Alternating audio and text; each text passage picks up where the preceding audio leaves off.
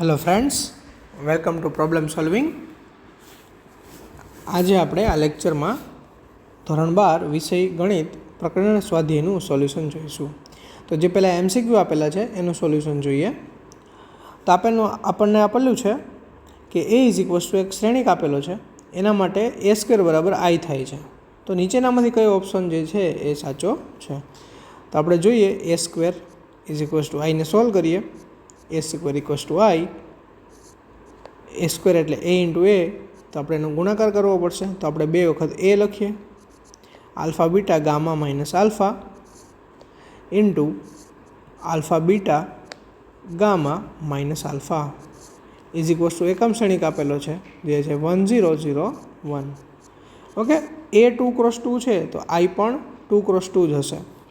તો આપણે મલ્ટિપ્લિકેશન કરીએ તો આપણને શું મળશે જોઈએ, alpha into alpha, alpha square, beta into gamma, beta gamma.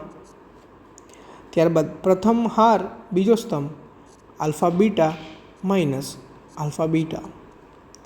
ત્યારબાદ બીજી હાર પ્રથમ સ્તંભ gamma alpha minus alpha gamma. ત્યારબાદ બીજી હાર બીજો સ્તંભ gamma beta plus alpha square is equals two 1 0 0 1. તો અહીંયા આ બાજુના શ્રેણિક છે ને સોલ્વ કરીએ તો alpha square plus beta gamma, અહીંયા 0 મળશે, અહીંયા 0, અહીંયા પણ alpha square plus beta gamma જ છે. તો અહીંયા 1 0 0 1. તો શ્રેણિકની સમાનતા પરથી અનુરૂપ ઘટકોને સરખાવતા આપણને શું મળશે? તો કે અહીંયા જે ઘટક છે એ જ અહીંયા છે અને અહીંયા 1 અને 1 જ છે. તો આપણને એક જ ઇક્વેશન મળશે અને એ છે alpha square plus beta gamma is equals two 1. તો 1ને જો આપણે બંને બાજુ માઇનસ કરીએ તો આપણને મળશે alpha square plus beta gamma minus 1 is equals to 0. તો આપણો આ આન્સર થઈ ગયો. તો જોઈએ આન્સર શું મળે છે. તો -1 છે. ઓકે, જે એક પણ એમસીક્યુમાં છે નહીં. તો આપણે આપણો જે આન્સર મેળવ્યો છે એને માઇનસથી મલ્ટીપ્લાય કરી દઈએ બંને બાજુ. તો આપણને મળશે 1 minus alpha square minus beta gamma is equals to 0. તો 1 minus alpha square minus beta gamma જે આન્સર સીમાં છે. તો C is the right answer. Okay, next જોઈએ. અહીંયા શું કીધું છે જોઈએ કે જો શ્રેણિક એ સમમિત અને વિસમમિત બંને હોય, સમમિતય છે અને વિસમમિતય છે, બંને છે. ઓકે, તો એના માટે શું થવું જોઈએ? તો કે જો એ વિકર્ણ હોય, શૂન્ય હોય, ચોરસ હોય કે આમાંથી એક પણ નહીં. તો આપણે સમમિત અને વિસમમિત બંનેની કન્ડિશન લખીએ અને સોલ્વ કરવાનો પ્રયત્ન કરીએ. તો જો કોઈ શ્રેણિક સમમિત હોય તો એનો ટ્રાન્સપોઝ એ શ્રેણિક પોતે જ થાય, અને જો વિસમમિત હોય તો એનો ટ્રાન્સપોઝ એ શ્રેણિકનો માઇનસ થાય. ઓકે, તો હવે આને સમીકરણ 1 અને આને 2 કહું તો સમીકરણ 1 અને 2 પરથી આપણે શું મળે? અહીંયા એ ટ્રાન્સપોઝ બરાબર એ છે અને અહીંયા એ ટ્રાન્સપોઝ બરાબર માઇનસ એ છે. ટૂંકમાં એ ટ્રાન્સપોઝ બરાબર જે પણ કાંઈ હોય સરખું જ હોવાનું. તો અહીંયા આપણને મળશે A is equals to minus A. તો અહીંથી આપણને મળશે A plus A is equals to 0. તો અહીંયા મળશે 2a ઇઝ ઇક્વલ્સ ટુ 0. તો અહીંથી આપણને શું મળશે? A is equals to 0. That means A છે એ શૂન્ય શ્રેણિક છે એવું આપણને મળે છે. તો અહીંયા આપણે એક વસ્તુનું ધ્યાન રાખશું કે સમમિત શ્રેણિક અને વિસમમિત કીધું છે. અહીંયા એ ટ્રાન્સપોઝ અને એ ઇક્વલ થાય છે તો બંનેની કક્ષા સમાન હશે. ઓકે, તો જો એની કક્ષા m ક્રોસ n હોય તો એ ટ્રાન્સપોઝની કક્ષા n ક્રોસ m થવાની અને બંનેની કક્ષા સમાન તો m is equals two n થઈ જવાનું છે. એટલે આપણે એ છે એ ચોરસ શ્રેણિક જ હોવાનો છે. તો આપણે પહેલાં ઓપ્શન જોઈએ. એ ચોરસ શ્રેણિક છે એવું કહે છે, પણ અહીંયા ચોરસ શ્રેણિકમાં કોઈ સ્પેસિફિકેશન કરેલું નથી એટલે આપણે સીને આન્સર ના કહી શકીએ, કેમ કે ચોરસ શ્રેણિક હોય એ શૂન્ય ન પણ હોય અને આપણે અહીંયા સોલ્વ કરી છીએ તો આપણને એ છે એ શૂન્ય શ્રેણિક મળે છે. ઓકે, તો આપણે સી આન્સરને ન કહી શકીએ કે સી ના આવે. ત્યારબાદ વિકર્ણ શ્રેણિક. હવે ચોરસ શ્રેણિક હોય વિકર્ણ હોય, પણ વિકર્ણ હોય શૂન્ય હોય એવું જરૂરી નથી એટલે આપણે એ પણ કેન્સલ કરીશું. અને બી આન્સરમાં કીધું છે શૂન્ય શ્રેણિક. હા, આપણને કન્ડિશનમાં મળે છે કે એ શૂન્ય શ્રેણિક જ મળે છે, પણ સાથે સાથે શૂન્ય શ્રેણિક કેવો કે જે ચોરસ શ્રેણિક હોય, ચોરસ વત્તા શૂન્ય મળે છે આપણને. કેવો શ્રેણિક કે જે ચોરસ પણ હોય અને શૂન્ય પણ હોય એવો જ હોય. તો પણ શૂન્ય શ્રેણિક તો લંબચોરસ શ્રેણિક પણ શૂન્ય હોઈ શકે, એટલે આપણે શૂન્ય શ્રેણિક પણ કેન્સલ રાખશું. તો આપણો આન્સર આવશે ડી, આમાંથી એક પણ નહીં. ઓકે, જોઈએ આગળ. અહીંયા આપણને આપેલું છે કે શ્રેણિક એ માટે a² = a થાય છે. તો એના માટે એક ઇક્વેશન છે જે આપણે સોલ્વ કરવાનું છે. તો સોલ્વ કરીએ તો પહેલાં લખીએ ઇક્વેશન I + a² - 7a = તો અહીંયા a + b² છે, એવી રીતે આપણે એને ઓપન કરીએ તો આપણને શું મળશે? તો i³ + 3i² a + 3ia² + a³ - 7a. Okay, તો હવે જોઈએ i છે એકમ શ્રેણિક છે, એનો ગમે એટલી વાર પોતાની સાથે ગુણાકાર કરાવીએ તો એકમ શ્રેણિક છે એકમ શ્રેણિક જ રહેશે. ઓકે, પ્લસ 3i² a, તો એ 3i² છે એ i થઈ જશે, i² છે એ i થઈ જશે અને a. ઓકે, પ્લસ 3i, અહીંયા આપણને આપેલું છે કે a² = a, તો આપણે અહીંયા a લખી દઈશું. પ્લસ a³, તો a³ ને આપણે લખીએ a² × a - 7a. ઓકે, આગળ વધીએ તો અહીંયા i નો i, તો હવે અહીંયા ધ્યાનથી જોજો 3ia અને અહીંયા પણ છે 3ia, તો એ થઈ જશે 6ia.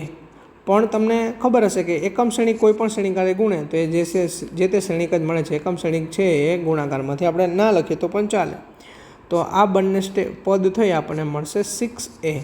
ઓકે, ત્યારબાદ અહીંયા આ જો અહીંયા આ a² છે એ તો એ જ છે, તો આપણે a લખીએ a × a - 7a. ઓકે, આગળ વધીએ તો i + 6a અને a × a છે એ થઈ જશે a² - 7a. હવે આગળ જોઈએ i + 6a અને a² છે એ આપણને આપેલું છે કે a² બીજું કંઈ નહીં પણ એ જ છે -7a. તો અહીંયા જો આ 6a અને એ બે સમાન નિશાનીવાળા છે, તો 7a અને એ -7a, તો એ તો શૂન્ય થઈ જશે. તો i + શૂન્ય શ્રેણિક એટલે કે શ્રેણિક i. ઓકે, તો આમાં i જવાબ આવશે. તો C is the right answer. Okay, C is the right answer. Next જોઈએ. તો હવે MCQ પૂરા થઈ ગયા છે. 2 માર્ક ગુણના દાખલા જોઈએ. તો અહીંયા આપણને આપેલું છે કે a અને b બંને કેવા છે? સમિત શ્રેણિક હોય. તો આપણે સાબિત કરવાનું છે કે ab - ba છે એ વિસમિત શ્રેણિક છે. તો આપણે લખીએ, આપેલું શું છે? તો કે a અને b સમિત શ્રેણિક છે. તો આપણે લખી શકીએ A∩ a અને B∩ b. આ તો આપણને આપેલું છે. હવે સાબિત કરવું છે ab - ba એ વિસમિત છે. તો કોઈ પણ વિસમિત શ્રેણિક માટે આપણે શું સાબિત કરતા હોઈએ? માની લો કે c છે એ વિસમિત શ્રેણિક છે, તો આપણે સાબિત કરવું પડે C∩ c. ઓકે, તો આપણે અહીંયા આપણે શું સાબિત કરશું? તો આપણે સાબિત કરશું ab - ba નો ટ્રાન્સપોઝ છે એ આપણને મળશે -ab - ba. ઓકે, તો આપણે લખીએ ab - ba નો ટ્રાન્સપોઝ. તો આપણને ખબર છે ટ્રાન્સપોઝ સરવાળો હોય કે બાદબાકી, અંદર ડાયરેક્ટલી મળી જાય. તો આપણને મળશે ab નો ટ્રાન્સપોઝ - ba નો ટ્રાન્સપોઝ. હવે ગુણાકારમાં ટ્રાન્સપોઝ આપીએ તો શ્રેણિકની જે સ્થાન છે એની અદલી બદલી થઈ જાય. તો આપણને મળશે B∩A∩ A∩B∩. હવે આપણને ખ્યાલ છે કે a અને b છે એ સમમિત છે, તો A∩ = a અને B∩ b પુટ કરીએ તો આપણને મળશે BA - AB. તો આપણે માઇનસ કોમન લઈએ તો આપણને મળશે -AB - BA. તો આપણે જે સાબિત કરવું હતું એ આપણને અહીંયા મળી ગયેલું છે. આપણને ab - ba નો ટ્રાન્સપોઝ -AB - BA મળેલ છે. આથી આપણે કહી શકીએ કે ab - ba છે એ વિસમિત શ્રેણિક છે. નેક્સ્ટ જોઈએ. અહીંયા આપણને કીધેલું છે કે એ સમમિત અથવા વિસમિત શ્રેણિક હોય, તદનુસાર સાબિત કરો કે B∩AB સમમિત અથવા વિસમિત શ્રેણિક છે. તો આપણે અહીંયા એવું કીધેલું છે કે જો એ સમમિત હોય તો B∩AB ને સમમિત બતાવવાનો છે, અને જો વિસમિત હોય તો B∩AB ને આપણે વિસમિત શ્રેણિક બતાવવાનો છે. તો જોઈએ કે ધારો કે એ સમમિત શ્રેણિક હોય, ઓકે, તો આપણને શું મળશે? તો આપણને મળશે A transpose is equals two A, okay. તો જોઈએ તો બી ટ્રાન્સપોઝ એ બીને આપણે સમમિત છે કે વિસમમિત બતાવવું હોય તો આપણે એનો ટ્રાન્સપોઝ મેળવી લઈએ. જો શ્રેણિક પોતે જ મળશે તો સમમિત, અને જો માઇનસ મળશે તો વિસમમિત. પણ અહીંયા આપણે સમમિત સાબિત કરવાનું છે એટલે શ્રેણિક પોતે જ મળશે. તો જોઈએ તો ડાયરેક્ટ ટ્રાન્સપોઝ આપીએ તો શું થાય? તો આપણને એ તો ખબર છે કે કોઈ પણ બે શ્રેણિકનો ગુણાકાર કરીએ અને એનો ટ્રાન્સપોઝ લઈએ તો એના સ્થાનની અદલા બદલી થઈ જાય. પણ અહીં તો 3 શ્રેણિક છે તો આપણે બેનું જૂથ બનાવી લઈએ, બી ટ્રાન્સપોઝ એ અને બીને અલગ રાખીએ અને એનો ટ્રાન્સપોઝ મેળવીએ. તો હવે અહીંયા 2 જ શ્રેણિક થઈ ગયા. તો આપણને શું મળશે? બી ટ્રાન્સપોઝ એ, સોરી, પહેલાં આ જે પાછળનો શ્રેણિક છે એનો ટ્રાન્સપોઝ અને પછી બી ટ્રાન્સપોઝ એનો ટ્રાન્સપોઝ. હવે આ ટ્રાન્સપોઝ છે 2 શ્રેણિક પર એપ્લાય થવાનો છે તો એની સ્થાનની અદલા બદલી થઈ જશે. બી ટ્રાન્સપોઝ જે છે એ લખ્યો, પછી એ ટ્રાન્સપોઝ, પછી બી ટ્રાન્સપોઝનો ટ્રાન્સપોઝ. હવે અહીંયા બી ટ્રાન્સપોઝ એ ટ્રાન્સપોઝ છે એ થઈ જશે, કેમ કે આપણને ખબર છે કે એ છે એ સમમિત શ્રેણિક આપણે ધારેલું છે, અને બી ટ્રાન્સપોઝ છે એ બી થઈ જશે. તો અહીં આપણે જે શ્રેણિક લીધો હતો બી ટ્રાન્સપોઝ એ બી એ જ આપણને મળેલ છે. જેથી સાબિત થાય છે કે જ્યારે એ સમમિત હોય ત્યારે બી ટ્રાન્સપોઝ એ બી છે એ પણ સમમિત જ થશે. ત્યારબાદ આપણે એવું ધારીએ કે એ જો વિસમમિત હોય તો શું થાય? તો ધારો કે શ્રેણિક એ છે એ વિસમમિત શ્રેણિક છે. તો આપણે હવે જોઈએ બી ટ્રાન્સપોઝ એ બી છે એ આપણને કેવો શ્રેણિક મળે છે. વિસમમિત શ્રેણિક હોય તો એનો transpose is equals to minus A આપણને મળતું હોય છે. તો એનો આપણે ટ્રાન્સપોઝ લઈએ જે મેળવવાનો છે એ શ્રેણિકનો. તો આપણે ફરી પાછું જૂથ બનાવીએ બી ટ્રાન્સપોઝ એ અને બીનો ટ્રાન્સપોઝ. તો ટ્રાન્સપોઝ એપ્લાય કરશું, ક્રમની અદલા બદલી થશે. બી ટ્રાન્સપોઝ એનો transpose is equals to B transpose આપી સ્થાનની અદલા બદલી થશે. એ ટ્રાન્સપોઝ બી ટ્રાન્સપોઝનો ટ્રાન્સપોઝ. તો આપણને શું મળશે? તો કે બી ટ્રાન્સપોઝ એનું એમ એ ટ્રાન્સપોઝની જગ્યાએ આપણને મળશે માઇનસ એ અને બી ટ્રાન્સપોઝનો ટ્રાન્સપોઝ, જે શ્રેણિક પોતે જ થાય. હવે આ માઇનસ છે એ અદિશ છે અને ગુણાકારમાં અદિશ છે, આપણે એને આગળ પણ લખી શકીએ. તો આપણને મળશે માઇનસ બી ટ્રાન્સપોઝ એ બી. તો આપણને જે શ્રેણિકનો ટ્રાન્સપોઝ લેતા હતા એ શ્રેણિકનો માઇનસ ગુણાઈને આપણને શ્રેણિક મળેલ છે. તો આપણે કહી શકીએ કે આ બી ટ્રાન્સપોઝ એ બી છે એ વિસમમિત શ્રેણિક છે. તો અહીંથી આપણે શું સાબિત કર્યું કે એ શ્રેણિક જો વિસમમિત હોય તો આપણને બી ટ્રાન્સપોઝ એ બી એ પણ કેવો મળશે? વિસમમિત શ્રેણિક જ મળશે. ઓકે, નેક્સ્ટ જોઈએ. અહીંયા આપણને એક શ્રેણિક આપેલો છે, શ્રેણિક એ. એના માટે આપણને એક ઇક્વેશન આપેલું છે A transpose A is equals to I. તો આપણે એમાં અનનોન છે એક્સ વાય ઝેડ એના મૂલ્યો મેળવવાના છે. તો જોઈએ તો આપણે ડાયરેક્ટ ઇક્વેશન લખીએ A transpose A is equals to I. તો ડાયરેક્ટલી એ ટ્રાન્સપોઝ મેળવી લઈએ. એ ટ્રાન્સપોઝ મેળવવા માટે આપણે દરેક હાર છે ને સ્તંભમાં પરિવર્તિત કરીએ. તો પ્રથમ હાર છે 0 to y z, એને લખીશું સ્તંભમાં 0 to y z. બીજી હારને સ્તંભમાં લખીએ એક્સ વાય માઇનસ ઝેડ. ત્રીજી હારને સ્તંભમાં લખીએ x minus y z. Okay, ત્યારબાદ એની હારે આપણે શ્રેણિક એને પોતાને ગુણાવીશું. તો એ છે આપણો 0 to y z x y minus z x minus y z is equals to થશે એકમ શ્રેણિક. તો આપણે એકમ શ્રેણિક લખીએ. તો આ બાજુ 3x3નો એકમ શ્રેણિક છે, તો આ બાજુ 3x3નો જ એકમ શ્રેણિક આવશે, જે છે 1 0 0 0 1 0 0 0 1. ઓકે, તો હવે આપણે આ બંને શ્રેણિકનો ગુણાકાર કરાવીશું. તો આપણે નીચેના પેજમાં એક વખત આ ઇક્વેશન ફરી લખી દઈએ. Okay,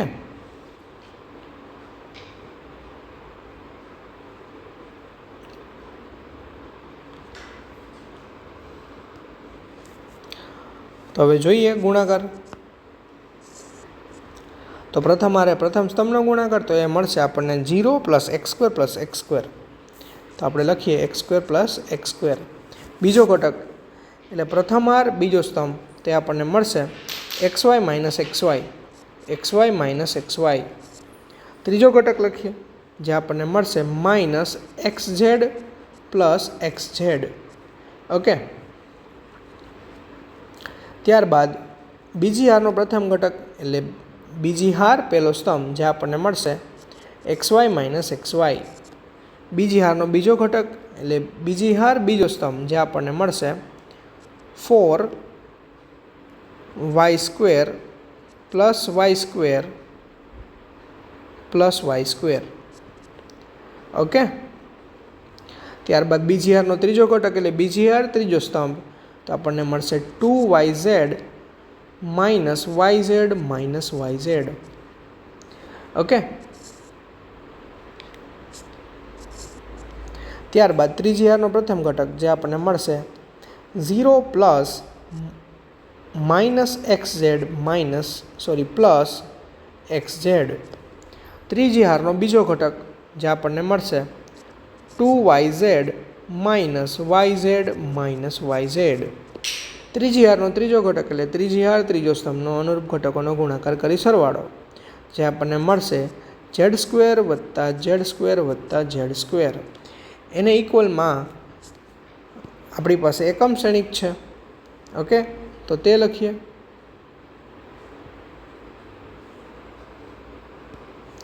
is equals two 1 0 0 0 1 0 0 0 0.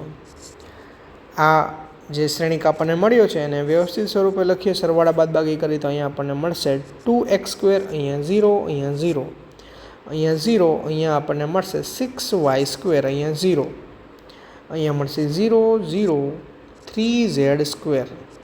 Is equals two એકમ શ્રેણિક 1 0 0 0 0 1 સોરી 0 1 0 0 0 1.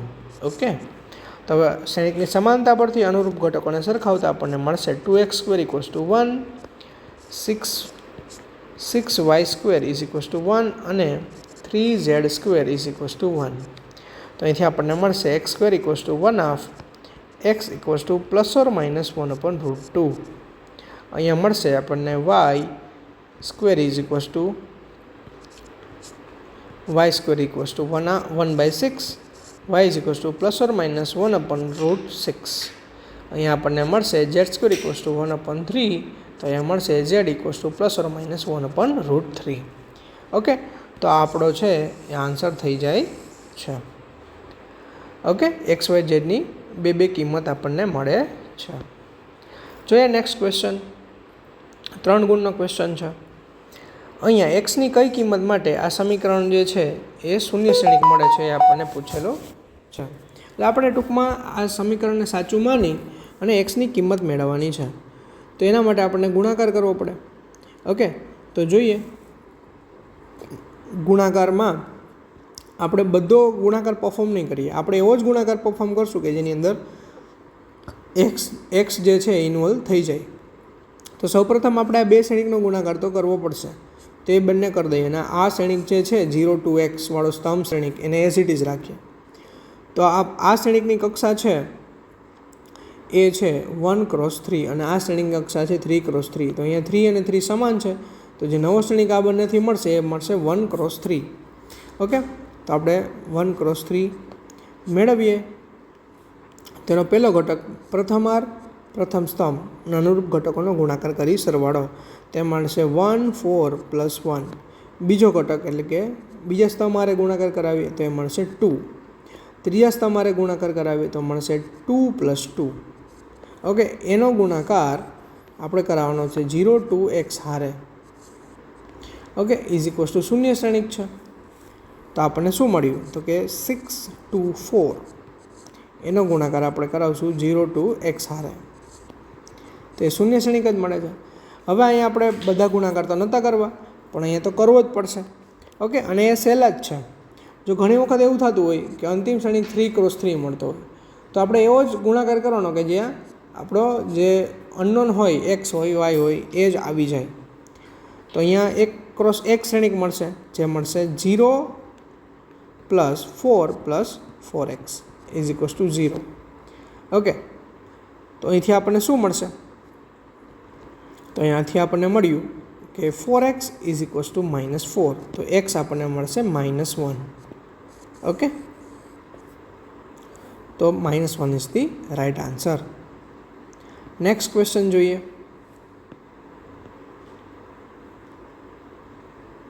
આવો ક્વેશ્ચન આપણે આના આગળના સ્વાધ્યાયમાં પણ જોઈ ગયા છીએ. તો અહીં આપણે a² મેળવી લઈએ, ત્યારબાદ -5a મેળવી લઈએ અને 7i મેળવી અને સરવાળો કરીએ એટલે આપણને શૂન્ય શ્રેણિક મળશે અને સાબિત થઈ જશે. તો આપણે a² મેળવીએ તો a² is equals two a into a. Okay, તો a છે 3 1 -1 2 ઇન્ટુ 3 1 -1 2. તેનો ગુણાકાર મેળવીએ. પ્રથમ ઘટક એટલે પ્રથમ હાર પ્રથમ સ્તંભ, તો 9 - 1. પ્રથમ હાર બીજો ઘટક એટલે પ્રથમ હાર બીજો સ્તંભના અનુરૂપ ઘટકોનો ગુણાકાર કરી સરવાળો કરીએ તો આપણને મળશે 3 + 2. ત્યારબાદ બીજી હાર પ્રથમ ઘટક, તો બીજી હાર પ્રથમ સ્તંભનો ગુણાકાર કરીએ તો -3 - 2. બીજી હાર બીજો સ્તંભ એટલે બીજી હારનો બીજો ઘટક, -1 + 2 + 4. ઓકે, તો આપણને a² શું મળ્યો? તો a² આપણને મળે છે 8 5 -5 3. ઓકે, ત્યારબાદ આપણે -5a મેળવી લઈએ તો -5a શું થશે? તો -5a થશે -15 - 5 5 - 10. ઓકે, 7i તો આપણે ડાયરેક્ટલી મળી જાય તો એ લખી દઈશું ડાયરેક્ટલી. તો આપણે લખીએ LHS is equals two a² - 5a + 7i. તો a² ની કિંમત લખીએ. a² છે 8 5 -5 3. ઓકે, ત્યારબાદ -5a એ આપણે ઓલરેડી મેળવી લીધો છે તો ડાયરેક્ટ લખીએ -15 - 5 5 - 10. ત્યારબાદ 7i લખીએ તો 7i ને 7 વડે ગુણતા અહીં આવશે 7007. ઓકે, હવે આનો સરવાળો કરવાનો છે તો સરવાળો કરી દઈએ. તો અહીંયા છે 8 અને 7 જે થાય છે 15 અને અહીંયા છે -15 એટલે આપણને મળશે 0. ત્યારબાદ અહીંયા છે 5 અને -5 એટલે 0 અને અહીંયા તો 0 જ છે તો આપણને મળશે 0. ઓકે, ત્યારબાદ અહીંયા છે -5 અને +5 એટલે 0 થઈ જશે તો અહીંયા લખી દઈએ 0. ત્યારબાદ અહીંયા છે 3 અને 7 એટલે 10 અને અહીંયા છે -10 એટલે આ પણ થશે 0. ઓકે, અને આજ આપણે જોતું હતું RHSમાં અને આપણને મળે છે એટલે આપણી સાબિતી પૂરી થાય છે. નેક્સ્ટ ક્વેશ્ચન જોઈએ. અહીંયા આપણે x મેળવવાનો છે તો મેળવીએ. ગુણાકાર કરવો પડશે. આની પહેલાં પણ આવો એક દાખલો જોઈ ગયા હતા પણ એમાં એક જ જગ્યાએ x હતો, અહીંયા બે જગ્યાએ છે. તો પ્રથમ જે બે શ્રેણિક છે એનો ગુણાકાર કરાવીએ તો આપણને શું મળશે? તો કે હાર હારે ત્રણ સ્તંભનો ગુણાકાર થશે અને એક આપણને હાર શ્રેણિક મળશે.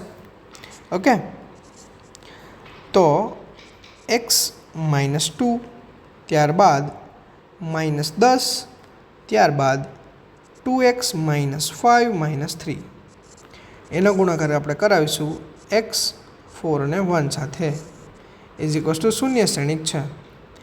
તો આપણે અહીંયા એક જ ઘટક મળશે, 1 × 1 શ્રેણિક મળશે તો જે મળશે x² - 2x -40 વત્તા 2x - 5 - 3 ઇઝ ઇક્વલ્સ ટુ શૂન્ય શ્રેણિક. તો આપણને અનુરૂપ ઘટકોને સરખાવતા બંને બાજુ એક જ ઘટક છે તો આપણને મળી જશે x² - 2x -40 + 2x - 5 - 3 is equals to 0. તો અહીંયા -2x + 2x કેન્સલ થશે. પછી ત્યારબાદ આ -40 - 45 અને -48 તો આપણને મળશે x² - 48 ઇઝ ઇક્વલ્સ ટુ 0. તો આપણે અહીંથી સોલ્વ કરીએ તો આપણને મળશે x² = 48. ઓકે, તો હવે આગળ બંને બાજુ સ્ક્વેર રૂટ લઈએ તો x² = ±√48 મળશે આપણને.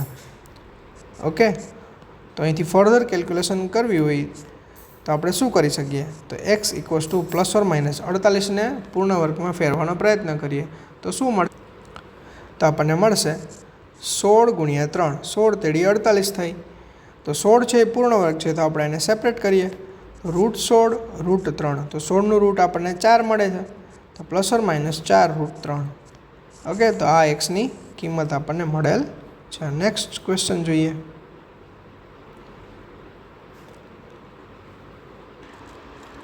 અહીં એક ઉત્પાદક એટલે કોઈ એક વ્યક્તિ હશે જે એક્સ, વાય અને ઝેડ એમ 3 પ્રકારના માલનું ઉત્પાદન કરે છે. એટલે કોઈ એક વ્યક્તિ છે એ આ 3 પ્રકારની વસ્તુનું ઉત્પાદન કરે છે. તે તેમનું 2 બજારમાં વેચાણ કરે છે. વાર્ષિક વેચાણ નીચે મુજબ દર્શાવેલ છે. હવે એ માણસ છે એ એક જ જગ્યાએ બધું વસ્તુ વેચી નથી નાખતો. એ શું કરે છે, 2 અલગ અલગ બજાર પસંદ કરે છે, બજાર 1 અને બજાર 2. હવે બજાર 1માં એ કુલ નંગ 10,000નું વેચાણ કરે છે. એવી જ રીતે આ બધા જ નંગ આપેલા છે, જે વસ્તુ છે એક્સ, વાય, ઝેડ, એના અલગ અલગ નંગનું વેચાણ અલગ અલગ બજારમાં કેટલું કરે છે તે આપણને અહીંયા દર્શાવેલું છે. તો હવે આપણને શું મેળવવાનું છે, તો એની અંદર આપણે મેળવવાનું છે નંગ દીઠ વેચાણ અનુક્રમે આવું છે 2.5 રૂપિયા, 1.5 રૂપિયો અને 1 રૂપિયો. ઓકે, તો શ્રેણિકના બીજ ગણતરી મદદથી પ્રત્યેક બજારમાં થતી કુલ આવક મેળવવાની છે. તો આપણે શ્રેણિકની મદદથી મેળવીએ કુલ આવક. ઓકે, બજાર દીઠ મેળવવાની છે. તો આપણે આ જે શ્રેણિક છે એને એમનેમ લખી દઈએ. ઓકે, અહીંયા આ એક્સ છે, આ વાય છે અને આ ઝેડ છે. તો અહીંયા છે 10,000, અહીંયા છે 2,000, અહીંયા છે 18,000. ઓકે, આ બજાર 1 છે, અહીંયા છે બજાર 2 છે. ઓકે, તો અહીંયા 6,000, અહીંયા 20,000 અને અહીંયા 8,000. તો એનો ગુણાકાર એની વેચાણ કિંમત સાથે કરીએ. તો વેચાણ કિંમત એક્સ નંગની છે 2.50 રૂપિયા, વાય નંગની છે 1.50 રૂપિયા અને ઝેડ નંગની છે 1 રૂપિયો. તો બજાર દીઠ જોતું હોય તો આપણે આનો ગુણાકાર કરીએ. તો પ્રથમ હાર અને આ વેચાણ કિંમત આરે ગુણાકાર થઈ અને જે ઘટક મળશે એ બજાર 1નું કુલ આવક કહેવાશે. અને બીજી હારનો ગુણાકાર વેચાણ કિંમત આરે કરીએ અને જે જવાબ મળશે, જે ઘટક મળશે એ બજાર 2માં થતી કુલ આવક આપણને મળશે. તો આપણે મેળવીએ. તો એ 2 જ ઘટક મળશે. કેમ 2 જ ઘટક મળશે? તો કે આ શ્રેણિકની કક્ષા કેટલી છે, તો કે શ્રેણિક છે 2x3 અને અહીંયા શ્રેણિક છે 3x1. તો 3 અને 3 સરખા છે એટલે ગુણાકાર તો શક્ય છે, પણ જે જવાબનો શ્રેણિક છે 2x1 હશે એટલે 2 હાર હશે અને એક જ સ્તંભ હશે. ઓકે, તો આપણે ગુણાકાર મેળવીએ. તો 10,000 × 2.50 પ્લસ, તો આપણે શ્રેણિક થોડો મોટો થશે તો થોડોક મોટો શ્રેણિક લખીએ, ઇઝ ઇક્વલ્સ ટુ 10,000 × 2.5 પ્લસ 2,000 × 1.5 વત્તા 18,000 × 1 એટલે કે 18,000. ઓકે, ત્યારબાદ આ આપણને જે મળ્યું એ બજાર 1 છે, ત્યારબાદ બજાર 2નું મેળવીએ. આ બજાર 1નું કુલ ઉત્પાદન મળશે, આ સરવાળો કરશો એટલે. ત્યારબાદ 6,000 × 2.5 પ્લસ 20,000 × 1.5 પ્લસ 8,000 × 1 એટલે 8,000. ઓકે, આ બજાર 2નું. તો હવે આપણે 10,000 × 2.5 કરીએ તો શું મળે? તો આપણને મળશે 25,000 પ્લસ 2,000 × 1.5. તો આપણને કેટલા મળશે? 3,000 પ્લસ 18,000. ઓકે, ત્યારબાદ અહીંયા ગુણાકાર કરીએ તો શું? તો 6,000 × 2.5 એ આપણને મળશે 15,000 પ્લસ 20,000 × 1.5 જે આપણને મળશે 30,000. ઓકે, અને અહીંયા છે 8,000. ઓકે, તો હવે સરવાળો કરીએ. ઓકે, તો આપણને મળશે 25,000 પ્લસ 3,000 પ્લસ 18,000 જે મળશે આપણને 46,000. ઓકે, અને 15,000 પ્લસ 30,000 પ્લસ 8,000 એ આપણને કેટલા મળશે? તો કે 30 ને 15, 30 ને 40 ને 45 અને 45 પ્લસ 8 એટલે 53,000. ઓકે, તો આપણે અહીં લખી શકીએ કે બજાર 1ની કુલ આવક ₹46,000 છે. બજાર 2ની કુલ આવક ₹53,000 છે. હવે ત્યારબાદ બી નામનો ક્વેશ્ચન સોલ્વ કરીએ. આ હતું એ, હવે બી સોલ્વ કરીએ. બી ઓકે, તો બીમાં આપણને શું કીધેલું છે? તો કે બીમાં 3 વસ્તુની નંગ દીઠ ઉત્પાદન ખર્ચ આપેલો છે. તો ત્યારબાદ આપણે કુલ નફો મેળવવાનો છે. તો આપણે ડાયરેક્ટ નફો મળે એ પ્રમાણે શ્રેણિક બનાવી શકીએ, અથવા તો આપણને જે કુલ આવક મળી છે બજાર દીઠ એને સરવાળો કરીએ તો આપણને બંને બજાર ભેગા મળીને કુલ આવક મળશે, અને આ કુલ ખર્ચ બાદ કરીશું બંને બજારનો તો આપણને કુલ નફો મળશે. તો આપણે બંને રીતે કરી શકીએ. તો આપણે ડાયરેક્ટલી એવું કરીએ કે પહેલાં ઉત્પાદન ખર્ચ જ મેળવી લઈએ અને કુલ આવકમાંથી બાદ કરી દઈશું, આપણને કુલ નફો મળી જશે. તો આપણે વેચાણ જે છે એ હતું એ લખી લઈએ. ઓકે, તો અહીંથી આપણે જે છે એને કોપી કરી લઈએ.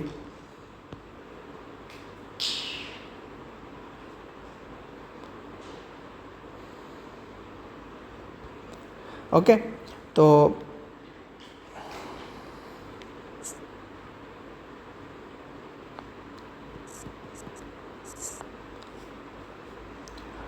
આપણે ઉત્પાદન ખર્ચ જોઈએ તો કે એક્સ નંગ માટે 2 રૂપિયા, વાય નંગ માટે 1 અને ઝેડ નંગ માટે 50 પૈસા. તો આપણને હવે અહીંથી જે મળશે એ આપણને ઉત્પાદન ખર્ચ મળશે. તો આપણે ગુણાકાર કરાવીએ તો આપણને શું મળશે? તો આપણે 2 × 10,000 એટલે થઈ જશે 20,000. પછી 2,000 × 1 એટલે આપણને મળશે 2,000. ત્યારબાદ 18,000 × 50 પૈસા એટલે આપણને મળશે 9,000. ત્યારબાદ 6,000 × 2 એટલે આપણને મળશે 12,000. ઓકે, ત્યારબાદ 20,000 × 1 એટલે આપણને મળશે 20,000. ત્યારબાદ 8,000 × 50 પૈસા એ આપણને મળશે 4,000. ઓકે, હવે આ બજાર 1નો ઉત્પાદન ખર્ચ અને આ બજાર 2નો ઉત્પાદન ખર્ચ, એટલે કે બજાર 1ની અંદર જે માલ વેચ્યો છે એ માલ માટે થતો ઉત્પાદન ખર્ચ અને બજાર 2 માટે બજાર 2માં જે માલ વેચ્યો છે એ માલને ઉત્પન્ન કરવા માટે થતો ઉત્પાદન ખર્ચ છે. તો આપણે એનો સરવાળો કરીએ તો જોઈએ આ 20,000, 9,000, 29, 30 અને 31,000. ઓકે, ત્યારબાદ આ 20 ને 30 ને 32, 32 ને 36,000. ઓકે, તો બજાર 1ની કુલ આવક પ્લસ બજાર 2ની કુલ આવક. તો કુલ આવક કેટલી છે? કુલ આવક ઇઝ ઇક્વલ્સ ટુ બજાર 1ની કુલ આવક પ્લસ બજાર 2ની કુલ આવક, જે આપણે જોઈ લઈએ આની પહેલાં મેળવેલું છે 46 અને 53. તો એ છે 46,000 પ્લસ 53,000. તો કુલ આવક થઈ જશે 99,000 અને કુલ ઉત્પાદન ખર્ચ જે કેટલો થશે તો એ આપણને અહીંયા મળેલ છે 31,000 અને 36,000. તો એ લખીએ 31,000 પ્લસ 36,000 તો એ આપણને મળશે 67,000. તો આપણે હવે અહીંયા આપણને કુલ આવક છે અને અહીંયા કુલ ઉત્પાદન ખર્ચ છે. તો કુલ નફો બરાબર કુલ આવક માઇનસ કુલ ખર્ચ, તો આપણને કુલ નફો મળી જશે. તો કુલ આવક છે 99,000 માઇનસ કુલ ખર્ચ છે 67,000. ઓકે, તો આ બંનેની બાદબાકી કરીએ તો આપણને મળશે 32,000. ઓકે, તો જે તે વ્યક્તિને આટલું ઉત્પાદન કરી અને આ માલ અલગ અલગ બજારમાં વેચતા એને ટોટલ 32,000નો કુલ નફો થશે. તો કુલ નફો 32,000 થશે. ઓકે, નેક્સ્ટ ક્વેશ્ચન જોઈએ. અહીંયા આપણને એક શ્રેણિક એક્સ આપેલો છે અને એ જ મેળવવાનો છે એ ઇક્વેશનમાંથી. તો જોઈએ, પહેલાં આપણને ઇક્વેશન લખી લઈએ. એક્સ એની હારે ગુણાકાર છે એક શ્રેણિકનો જે છે 1 2 3 4 5 6 ઇઝ ઇક્વલ્સ ટુ એક શ્રેણિક મળે છે જે છે -7 -8 -9 2 4 6. ઓકે, આ દાખલો આઈએમપી છે, પરીક્ષામાં પૂછાઈ શકે છે, કેમ કે આમાં થોડુંક વિચારીને દાખલાની અંદર આગળ વધવાની વાત થાય છે. તો તમે જુઓ, અહીંયા મને એક્સ છે એની કક્ષાએ નથી ખબર અને મારે આખો શ્રેણિક ઘટક સાથે મેળવવાનો છે. તો હું એક્સને હું માની લઉં કે એની કક્ષા, આ જે એક્સ છે એની કક્ષા માની લઉં m×n હશે. ઓકે, હવે આ જે શ્રેણિક આપેલો છે એની કક્ષા શું છે? તો કે એની કક્ષા છે 2×3 અને જે જવાબમાં શ્રેણિક મળે છે એની કક્ષા છે 2×3. ઓકે, તો હવે તમે ધ્યાનથી જુઓ, અહીંયા શ્રેણિક એક્સ અને આ જે શ્રેણિક આપેલો છે એનો ગુણાકાર ત્યારે જ થાય કે જ્યારે શ્રેણિક એક્સના સ્તંભની સંખ્યા અને આ જે આપેલો શ્રેણિક છે એની હારની સંખ્યા સમાન હોય, જે છે 2. એટલે આપણને અહીંથી આ n છે એની જગ્યાએ આપણને 2 મળશે. ઓકે, હવે જે જવાબમાં જે શ્રેણિક આપેલો છે એની કક્ષા કઈ રીતે નક્કી થાય? તો જે પહેલો શ્રેણિક હોય એની હારની સંખ્યા અને બીજા શ્રેણિકના સ્તંભની સંખ્યાથી નક્કી થાય. તો અહીંયા 3 અને 3 કોમન છે અને આ 2 હારે આ m કોમન થશે, તો m આપણને અહીંથી મળે છે જે છે 2. ઓકે, તો અહીંયા 2 લખી દઈએ. ઓકે, તો હવે આપણને એટલી તો ખબર પડી ગઈ કે એક્સની કક્ષા જે છે એ 2×2 છે. તો હવે આપણે એના ઘટકો ધારી લઈએ. તો હું એક્સ શ્રેણિકના ઘટકો ધારું છું ABCD. ઓકે, અને અહીંયા બીજો જે શ્રેણિક છે 1 2 3 4 5 6 એને ઇક્વલમાં એક શ્રેણિક આપેલો છે -7 -8 -9 2 4 6. ઓકે, તો ગુણાકાર કરાવીએ. તો ગુણાકાર કરીને આપણને શું મળશે? પ્રથમ સ્તંભ જે મળશે આપણને A + 4B, પછી પ્રથમ આધારે બીજો સ્તંભ જે મળશે આપણને 2A + 5B, પ્રથમ આધારે ત્રીજો સ્તંભ જે મળશે 3A + 6B. ઓકે, ત્યારબાદ બીજી આધારે પ્રથમ સ્તંભ જ્યાં મળશે C + 4D, ત્યારબાદ આપણને મળશે 2C + 5D. ઓકે, ત્યારબાદ બીજી આધારે ત્રીજો સ્તંભ જે મળશે 3C + 6D અને એને ઇક્વલમાં એક શ્રેણિક આપેલો છે જે છે -7 -8 -9 2 4 6. ઓકે, તો હવે અનુરૂપ ઘટકોને સરખાવીએ, કેમ કે અહીંયા બંને શ્રેણિક સમાન આપેલા છે. તો શ્રેણિકની સમાનતા પરથી અનુરૂપ ઘટકોને સરખાવતા આપણને શું મળશે? તો આપણને મળશે A + 4B = -7, પછી મળશે 2A + 5B = -8, ત્યારબાદ મળશે 3A + 6B = -9. તો અહીંયા A Bમાં 3 સમીકરણ મળેલા છે. તો આપણે ત્રણેયને સોલ્વ કરીએ અને A Bની કિંમત મેળવીએ. જોઈએ છે કે ત્રણેય સમીકરણનું સમાધાન થાય છે કે નહીં. ઓકે, તો હું પ્રથમ શ્રેણિકમાંથી એને કરતાં બનાવું તો અહીંયા મળશે -7 - 4B. તો આની કિંમત આપણે જે બીજું સમીકરણ મેળવેલું છે એમાં રાખીએ તો આપણને મળશે 2 × -7 - 4B + 5B - 8. 5B = -8. તો 2ને ગુણાવીએ તો મળશે -14 - 8B + 5B = -8. તો અહીંયા આ B વાળી જે બે ટર્મ છે એ આપણને મળશે -3B. 14 છે ને સામેની બાજુ મોકલીએ તો 14 - 8. તો આપણને મળશે -3B = 6. તો આપણને B = અહીંથી મળશે -2. ઓકે, તો હવે આ B = -2ની જે કિંમત છે એને આ પહેલા સમીકરણમાં રાખીએ તો આપણને A = -7 - 4 × -2. તો આપણને A મળશે -7 + 8. તો આપણને A મળશે 1.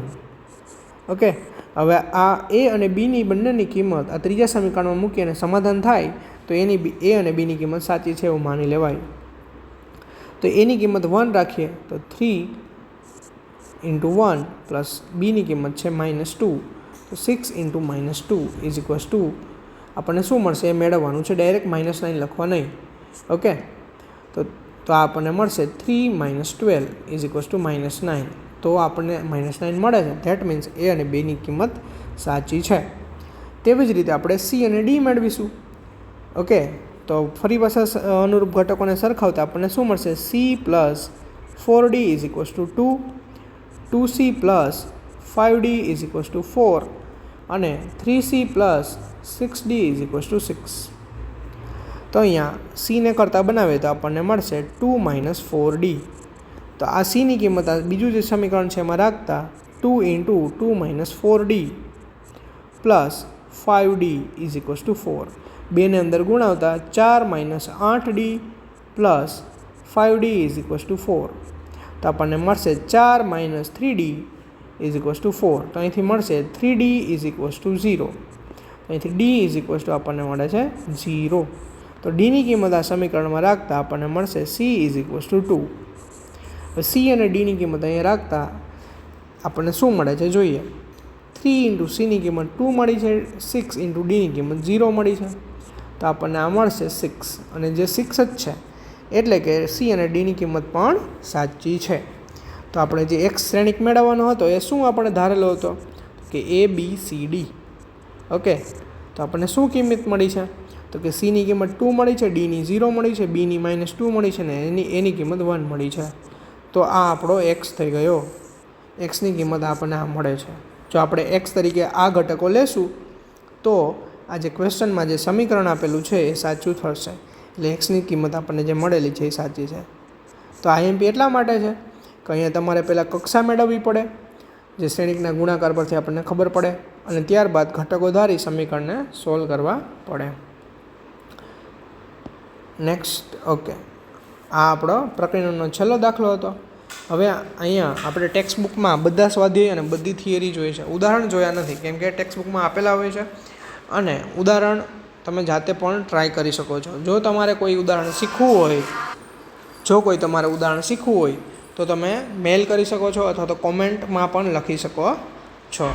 આના નેક્સ્ટ લેક્ચરમાં આપણે આના MCQ સોલ્વ કરીશું, સાચું ખોટું ખાલી જગ્યા અને કૂટ પ્રશ્નો જેવા પ્રશ્નો સોલ્વ કરીશું. અને એના પછીના લેક્ચરમાં આપણે NCERT એક્ઝામ્પલરમાં જે ક્વેશ્ચન પૂછેલા છે એનું સોલ્યુશન પણ આપણી ચેનલ પર મૂકવામાં આવશે. તો ચેનલને સબસ્ક્રાઈબ કરો, લાઇક કરો, શેર કરો, અને વિડીયો ગમે હોય તો કોમેન્ટ કરો. Okay, thank you for watching.